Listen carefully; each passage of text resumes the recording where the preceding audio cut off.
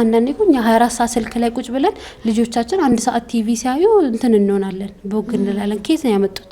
እኛን እያዩ።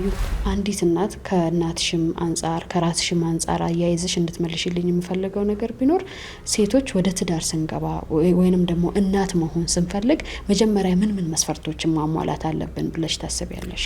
በጣም ሰልፊሽ እንደሆነ የተረዳው ቀን ይህን ነገር መያዜ ጭራሽ እኔ የምጠየቅበት ሆኖ ተሰማኝ። ሪስፖንሲቢሊቲ ሆኖ ተሰማኝ፣ እውቀቴ ማለት ነው። ልጆቻችንን ለማወቅ የሚፈልጉትን ነገር የሚጠሉትን ነገር መጀመሪያ ለማወቅ ስንፈልግ ማድረግ ያለብን እነሱን መመልከት፣ እነሱን ማዳመጥ፣ ጊዜ ልንሰጣቸው ይገባል ማለት ነው። ስኩል ኮሚኒቲ ከፍቼ ከዓለም በሙሉ ኢትዮጵያን የሆኑ ሴቶች አንድ ላይ ተመስክበው አንድ ቦታ ያሉበት ማለት ነው። ዛሬ ይህንን ነገር እዚህ ነገር ላይ ቦታ ሰጥተን ጊዜ ሰጥተን መከፈል ያለበትን ዋጋ ከፍለን ካላቃን ነው ነገ የተበላሸ ነገር ነው ትውልድን የሚጠብቀው ማለት ነው።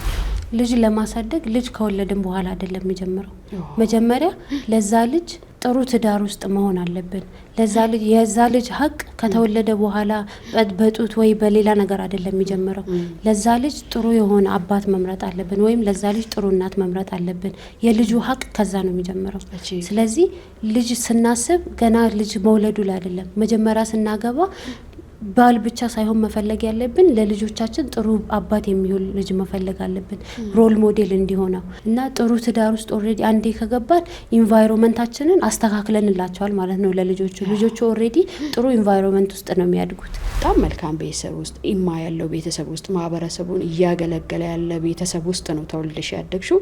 በዛ ላይ የመጀመሪያ ልጅ ነሽ እና ልጆቹንም አሳድገሻል። እህት ወንድሞች ለኔ መውለድ ብቻ ነበር የቀረኝ። ኦሬዲ በቃ እንደዛ ነበር የምለው። እኔ እኮ ኦሬዲ አሳድግ ያለ እያልኩ ነበር።